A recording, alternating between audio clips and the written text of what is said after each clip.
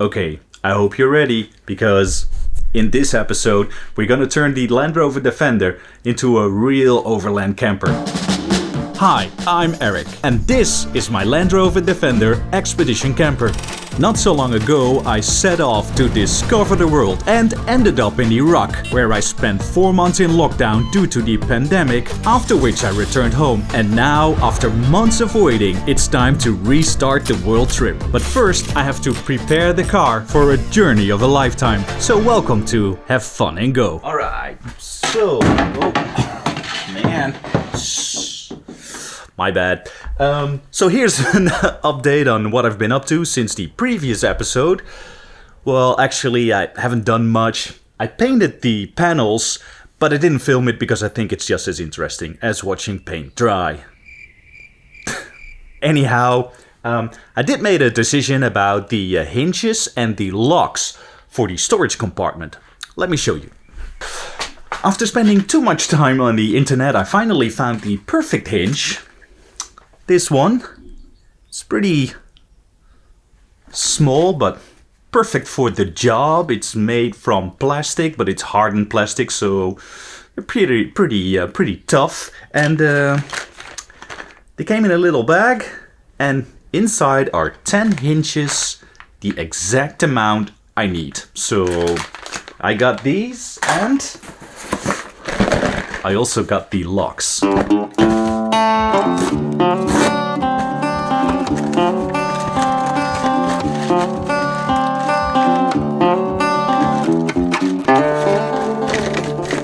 So, if you're a camper or caravan owner, you've probably recognized the locks. They're push locks.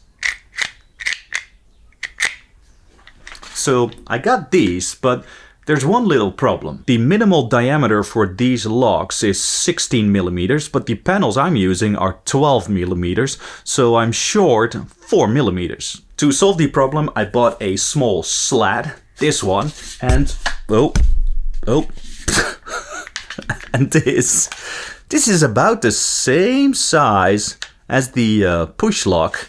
This is 5 millimeters, but who's counting? And my initial plan was to put this behind the lid to act as a filler plate, but I think it's too big and too ugly. So I'm going to put it on the front of the lid so it's visible, but I'm going to make it look cool and fancy because I know you like cool and fancy. So instead of it just being a straight piece, I'm going to create a little round edge, and hopefully that will look sweet. After some measuring, sawing and sanding, the end result is really ugly. I'm not going to use this. I mean, look at this.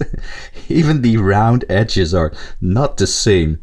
So I had to come up with another idea. This is the new and improved plan, which is way better than this fugly creation. I'm going to drill a hole. Wait, hold on. First, I will cut out a circle, then I will drill a hole inside that circle, and now I have a wooden ring.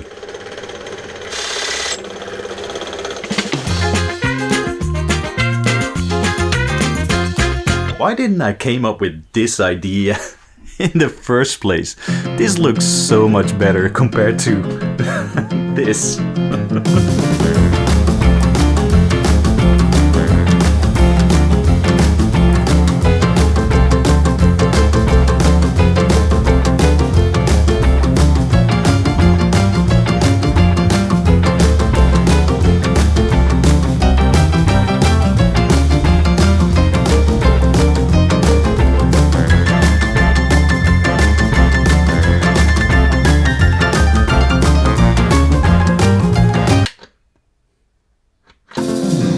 That's it. Look, this is the end result, and that looks pretty awesome. And now I can install all the lids in the big panel. Yeah, the timing is just perfect. Oh well. I'm using these 3mm washers to make sure the lid is exactly in the middle. And now let's quickly drill some holes before Thor ruins this day. Oh man.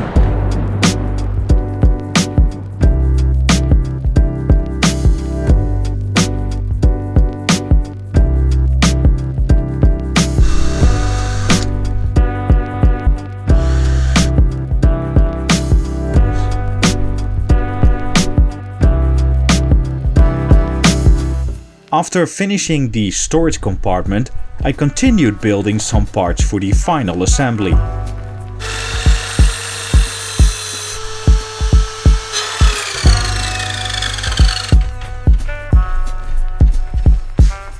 Right, so now I have this in which I'm going to slide a panel. This is the divider for the middle section of the storage system, and the panel I'm going to use is this one. It's a leftover piece from the previous build. I have no idea what it used to be, but this is perfect, so I'm gonna use it.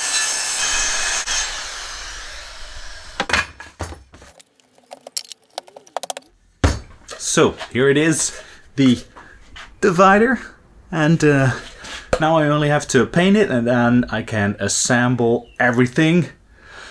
But not today, because it's 11 in the evening, so we're gonna finish this project tomorrow. We're gonna start this morning with changing the plan, because I took another look at the design, and the conclusion is that I'm going to move the kitchen area to the right with 2 centimeters. And now you're probably thinking, really, 2 centimeters? All that effort for just 2 centimeters? Well, in a space like this, 2 centimeters is a lot. So I created this little support with a 2 centimeter extension, and now the area over here, it was already 33 centimeters and now it's 35, and trust me, well, I don't know why you should trust me, but 35 is much better. It's a big improvement.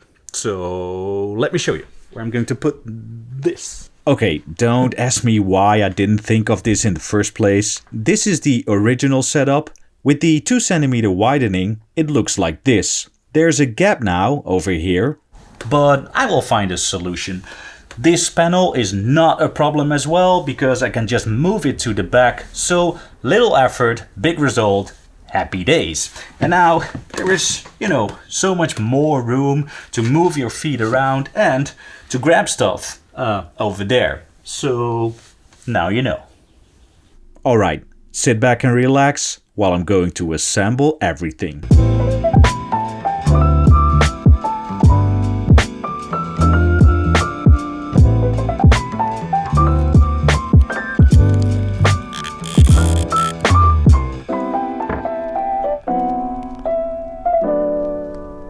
Alright, the front panel is in, so now it's time to install the lids.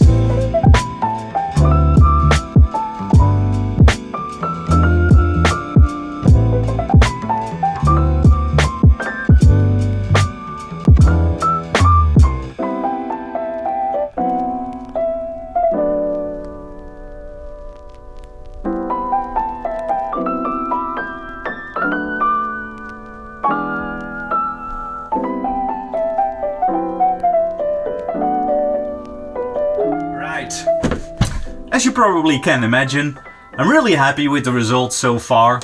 I mean, it's far from finished, but this already looks pretty cool, so yeah. And I also have another surprise for you guys, but just give me a second because I have to change the camera angle. So just wait for it.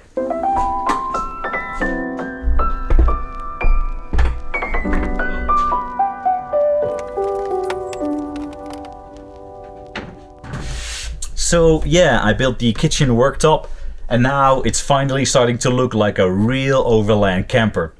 Alright, that's it for today. Let me know in the comments down below what you think of the kitchen/storage area, and I will see you guys next week when I will continue with the build. Thank you for watching. Bye bye.